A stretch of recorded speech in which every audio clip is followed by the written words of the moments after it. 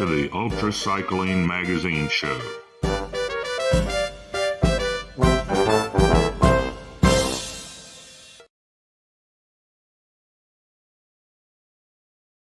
Hey everybody, look, I am delighted because this show gives me no more happiness than I could imagine thinking of.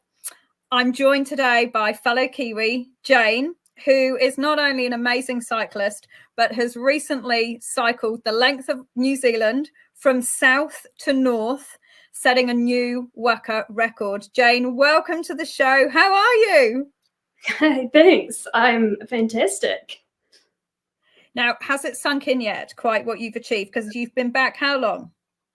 So I've been back for, I'd say probably 5 weeks now, and it has definitely sunk in. It didn't initially. Sort of when I arrived at Cape Reinga, I thought I was going to have this massive feeling of like, oh my goodness, I've done it. And I kind of went, oh. But yeah, a few weeks later, it all sort of, once I really had time to think about it all and reminisce, it's definitely sunk in. Oh, and look, huge congratulations. I obsessively stalked you and was sending you messages the whole way. It was just so fabulous to see another Kiwi and especially a female take on such a great challenge. Can you talk to us a little bit about how it came about and why you decided to take this on? Yeah, so at the start of 2023, I sort of found myself in a little bit of a dark spot, not quite sure what I was doing. I had no goals that I was working towards, so I had a good think about what do I want to achieve. And I'm a go big or go home type gal, so I decided, you know what, I want to ride the length of the country, and I don't want to just ride the length of the country. I want to ride it in a decent time, and I want it to mean a bit more. So I wanted to raise money for the Mental Health Foundation, or another, or the John Kirwan Foundation in the end was the one I chose. And so after that, the goal was born, and then I had lots of little goals to work towards, which just kept me going throughout all of the year. So I think for many of the people watching the show, they'll be really fascinated in the route you took. So it would be fair to say that it's quite a rite of passage, isn't it? Cycling the length of New Zealand. Many people do it on trails and they take a whole heap of different approaches to it. And you took a really specific approach and you took a really specific route. So do you want to talk to us a bit about how you went about choosing that? What decisions did you make to get there? Yeah, that was quite a long process, actually. We sort of looked at every possible route up the country and pulled every single option apart. So in the end, the South Island, I decided the East Coast was the easiest, being the flattest. And there sort of wasn't really another option for the South Island. Once I got to the North Island, there's several ways you can head up the North Island. So the State Highway 1 goes up the Desert Road. And the other option that I was playing with was the one that I ended up taking, which went Whanganui up to Taumaranui and through that way. Sorry, just interrupting to explain to people how that sits geographically. Can you just explain to us what the slight difference is between those two options? Yeah, so the Desert Road basically goes right through the middle of New Zealand, and it's the main road up the length of the country. Up through Whanganui goes to the west coast and then sort of runs west of the main road, basically. So in the end, that was slightly less climbing and slightly less distance by a very small amount, but that's why I decided to go that way. Excellent. Sorry, carry on. Yeah, so then once I got to Auckland, I sort of jumped over or through Auckland. I went, I think it was on the east coast of up to Northland, and then once you get to Northland, you sort of only have one option, which is straight up. So again, for people outside of New Zealand, the south where you started in Bluff, just explain to us geographically, how does that sit, and climactically, what does that feel like when you're going from south to north? Yeah, so I initially thought that going south to north meant I was going to be going uphill the whole way, but that's not true. So Bluff is obviously the most southern point of New Zealand. So I'm not sure where that it feels very close to Antarctica, but it's not. Yeah. It was very cold down there. And the South Island definitely has cooler mornings, but sort of sunnier, longer days. Yeah. And then as you get north, what sort of changes once you get north? Yeah, so once I started heading north, it definitely warmed up. I started getting a bit more rain. The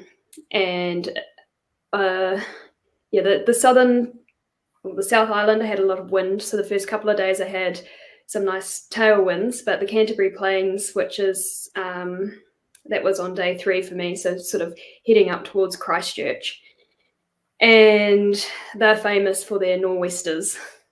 So I had a 200k day of headwinds. Which is so ironic, because when I came north to south, by the way, I had headwinds. Really? So I don't understand how that happened, but we were both unfortunate. It's one of those things where even if you turn 180 degrees, it's still a headwind. What is with that? Doesn't make sense. Did you find that the weather changing from the cold southerlies to the getting further north? I mean, obviously for those outside of New Zealand, Cape Reinga is actually quite tropical. It's called the winterless north for a reason. Did you find that kind of had any impact on your cycling ability or the way you had to manage your hydration and that kind of thing? Was it difficult? Yeah, well, I really love the heat. I'm quite little, so it takes a bit to warm me up. So I found heading north as it definitely warmed up. The mornings weren't as cold. I had a lot more sun. I really enjoyed it. Obviously, I had to drink a bit more, but I just love the heat. So I was in my happy place up there. Oh, that's so fabulous. So, Jane, you had a very different strategy to myself, to Craig Harper, to those that have kind of raced it in time before. Your strategy was really different. And I really enjoyed following your route because you had really taken your own path. So can you just talk to us a little about how you decided how much to ride each day, how you chose where to stop, those kind of things? Yeah, so I had the benefit of there being no record already. So pretty much I just had to finish to be able to set a record, which meant that I didn't have the pressure of the time. So I could just really focus on basically 8-hour days was what I was going for. I think that's it. And it meant that I could get a significant rest each night. But I also had a very small support crew. So I only had initially 2 people to start with. Mm-hmm. So that meant I was somewhat limited by what they were able to do as well. Did you find that strategy worked well for you, riding, was it to a time or was it to an amount of kilometres a day? So I had a target of 200 Ks a day. Right. And I split that up into 50K blocks. And then from there, if I felt good, I'd keep going. But my target was definitely 200 Ks a day. And I found that was like I wasn't exhausted at the end. I was tired, but I didn't feel exhausted. So I could definitely go faster, but I didn't feel the need to, as there wasn't a record already. And did you really enjoy it? I was watching you thinking, oh my goodness, Jane's seeing everything that she goes past, which of course Craig and I saw like nothing because it's dark. Was that a real consideration? I loved it. I had such a wonderful time. And I really did think as I was moving, I've got to look around because I'm seeing parts of the country that some people won't ever get to see. And I'm seeing them at 25k an hour. I'm not driving it at 100. So I get to really soak it up and enjoy it. I don't know if this is for any New Zealanders watching, this is going to be very divisive, but I have to ask, what was your favourite place that you rode through, do you think? My favourite day by far was definitely the day, I think it must have been day 4, where I went along the Kaikoura coast. And I spent the whole time looking around for seals because I knew they'd be on the coastline. And then Dad gave me the old 3-toot stop and said, look, there's dolphins out there. You've got to have a look. And I looked out and there was just 200 dolphins jumping in the water and they're jumping out doing belly flops. And just frolicking around there. And then oh my gosh, little seal pups, and they were all in their little nursery pool. So it was just beautiful. That was by far my favorite day, easily.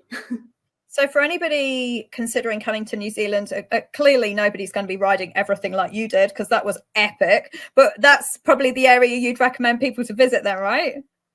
Yeah, if you love wildlife and you love looking at the scenery, that's definitely the place to go. It's just beautiful. Jane, one of the things I'm really interested to learn a bit more about is your crew, because you had a really small crew. So can you explain to us who they were and how they found it? Yeah, so for the length of the challenge, I had my mum and my dad. And then for the last quarter, which was from Hamilton, which is just south of Auckland, right to the top, I had my partner Snappy join as well. So I was basically, to select the crew, it was whoever volunteered. I realised it was a big ask to have someone follow me at 25k an hour for the length of the country. So mum and dad. You'll have 1 million volunteers in the future. Don't worry about it. I hope so, because I don't think they want to do it again. I've met your mum and dad, because what most people who are watching this won't know is we've known each other for quite a while, because we've ridden together, and I've been such a fan of yours from a young age. So I know your dad because he's always been really supportive of you. Was it hard for him to watch you in some of those tougher times, or was he kind of chill? He was pretty chill. To be honest, he was absolutely exhausted. He was he was knackered by the end. So it took a lot of concentration for him to sit in the car going at that speed, looking behind to see what was coming and looking forwards and all of that. So he was knackered. I had a smile on my face the whole time because I was just having such a wonderful time. So I think he really enjoyed seeing that. And he's just so proud. How did Snappy find it? I mean, I know from my partner Jude's perspective, she can find it quite hard to see you know, putting out more effort than maybe you might want to. And he joined you towards the end of the challenge. So what was his experience? He's fantastic. He just loves helping people. So he was right in his element. He could go ahead, he could get the lunch ready, and by the time we'd arrive, he'd have a picnic table with drinks and lunch and stuff for the crew, and he just loved it. He was in his element. Hold on a minute. He had a picnic table and lunch laid out for the crew. Yeah, do you need to take notes? Do you need to? I'm thinking I'm going to steal him. Snappy, what a hero. Yeah, he's brilliant. So talk to us about your nutrition then. Obviously, in the absence of Snappy and his picnic table, what was your other crew? What were they able to provide for you? Yeah, so I actually have a postgraduate diploma in human nutrition, so I was able to design my own nutrition plan, which was quite helpful. So every morning was porridge, big bowl of oats with a bit of protein powder in there. So I had the long-acting carbs and a bit of protein for recovery. And then in the breaks, it was lots of sandwiches, bit of honey, bit of peanut butter, just those good fats, good sugars, lots of coffee, and then lots of just sort of soul food like caramel slice and granola and all those sorts of things that just make you feel good. Excellent.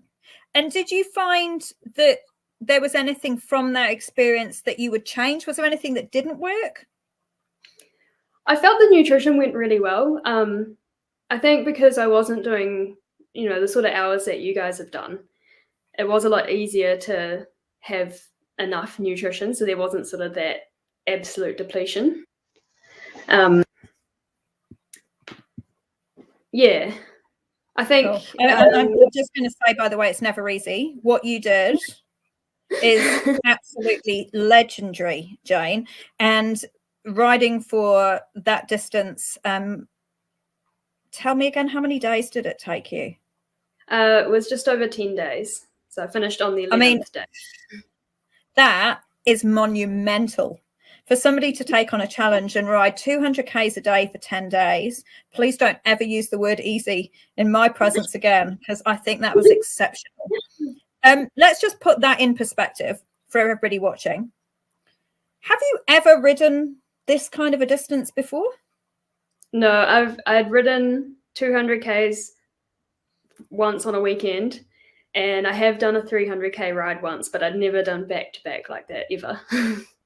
That is amazing. And I know from Lee and the whole of the UltraCycling magazine team, what they really wanted to be able for us to get across together by chatting is that you're, by comparison to me and us, hope you don't mind me saying, a young person who's new into the sport, and you really took an approach to it that I think is really commendable, because you set a huge goal and you broke it down into chunks. Is it something you would recommend, do you think, for other people to try something like that? The feeling I got from setting an ambitious goal and then seeing the progress throughout 12 months of getting closer to that goal and then achieving it is just such an amazing feeling. So if anyone else gets to have that feeling and experience that feeling, oh, absolutely, I'd recommend it. It may be a slightly different goal, but yeah.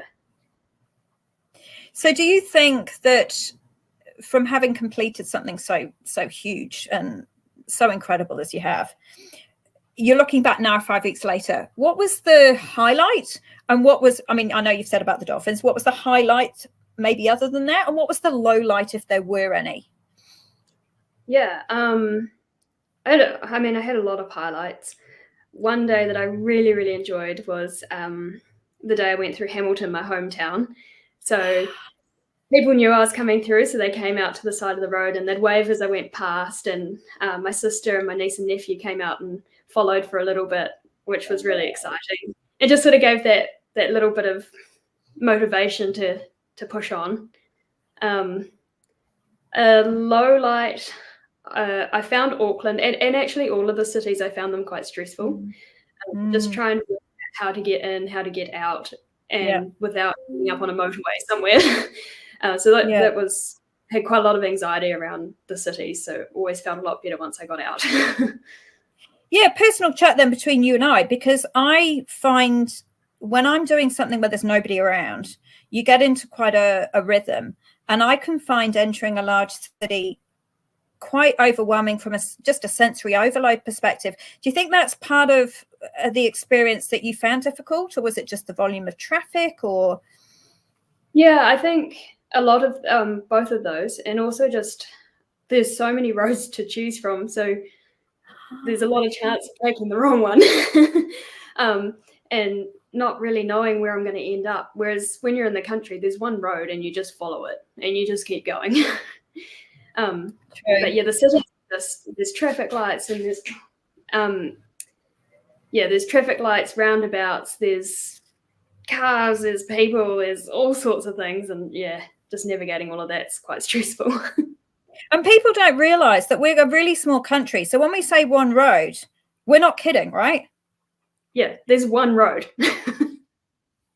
So, Jane, one of the things I really admired about your approach to the world record is you really took into consideration crew needs and good recovery periods. Now, your accommodation was bougie, to say the least. So talk me through how you and your crew decided where you were going to stay each night and the type of accommodation you were going to stay in. Yeah, so because I had my mum and dad with me, and they have slightly higher standards than I do, and like a few more stars in their accommodation, we weren't going to be staying in the camper van. So we had the camper van for the breaks during the day. So we had the flexibility of being able to make a sandwich, get changed comfortably, have an hour's stop where we could have a snooze and all of that quite comfortably. But that was not where we were going to sleep. So we had some motels booked for the South Island, but again, because I'd never done anything like this before, we weren't really sure whether I was going to be on track or not. So we'd only booked a few days, and then basically from there we were going to see where we were at and keep going. So we had a couple of slip-ups. Did you? Yeah, one. It was a bizarre situation where we got off the ferry in Wellington and arrived at the accommodation at about 7 p.m. and they said, "No, you haven't made a booking." No, we have. And this went on for a while, and it was eventually they said, "Oh, you can stay in the room, but it hasn't been cleaned." And there were unmade beds and there was dishes everywhere. So we stayed in the camper van that night. You'd think that, considering what you were doing, they would have at least tried to help a sister out. Yeah, that was probably the one time where I got a little bit titchy and just said, "We just need to find somewhere to sleep." Now, being the only person in this community that's going to watch this that knows Jane, one thing I know about you is you are permanently happy. You always smile. And you will shine a light on everybody. So if you were a little bit touchy by all of our standards, that would have been really throwing a tantrum, I think. Well done, you, for staying calm. Yeah, that was my low point. Now, Jane, I think for me, and certainly everybody out there, they're going to be fascinated that somebody as young as yourself, who's never, like you said, ridden something more than 300 kilometers before, could take on and smash such an epic world record as you have. So first and foremost, huge congratulations from all of us. And I'm so proud to have another Kiwi female out there doing amazing things. What would you say to other young people who are maybe enjoying cycling and want a bit of a challenge about taking on something like this? Oh, it's 100% doable. It just takes a bit of planning, a little bit of time off work. But man, set those ambitious goals. Like, anyone can do it. And, you know, it's just do it. Break it down into small pieces. It's about looking at your training. And I was able to train for this while working a job. Mm-hmm. And so it's not impossible. Well, you are an exceptional person, so we've got to add that factor into the mix. But what I most want to know, other than when are we going to do a multi-day adventure together for fun times, because we're just going to have the best laugh. We'll Absolutely. Leave that for off camera. So for everybody else that's going to watch the UltraCycling magazine show, goodness, blast to the past there. Talk to us about what you're thinking you might do next, because we're all going to want to know that. You know, now you're like famous. Yeah, that's definitely the question I've been asked the most is, what are you going to do next? I'm not 100% sure what I'm going to do next. To fill in my time for the next little while, I'm going to have a go at a half Ironman. Wow. So I need to be able to run and I need to swim. Hold on, just to fill in a bit of time, you're going to do a half Ironman. Yeah. So as I said, I'm a go big or go home, right? So that's the little time filler. But I definitely have this ultra cycling bug, and I definitely need to find something else to do. But I need a support crew. Well, Jane, I can tell you a couple of things. Everybody that's watching the show is going to instantly fall in love with you. You are the most kind-hearted, cheerful, enthusiastic, and totally adorable person that I think the crew will have seen in a really long time. So you're going to have a heap of suggestions of people that want you to help you come up with ideas. And I know that now you've absolutely smashed such a world record as you have. There's going to be no shortage of people looking to crew for you.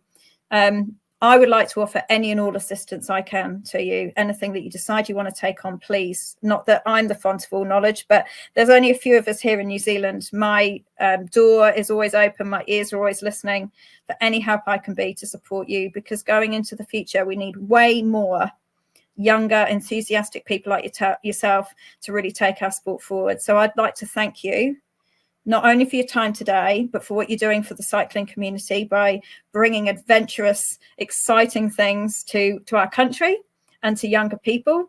And I certainly wish you all the very best. Whatever you do in the future, I know you're going to make a huge success of.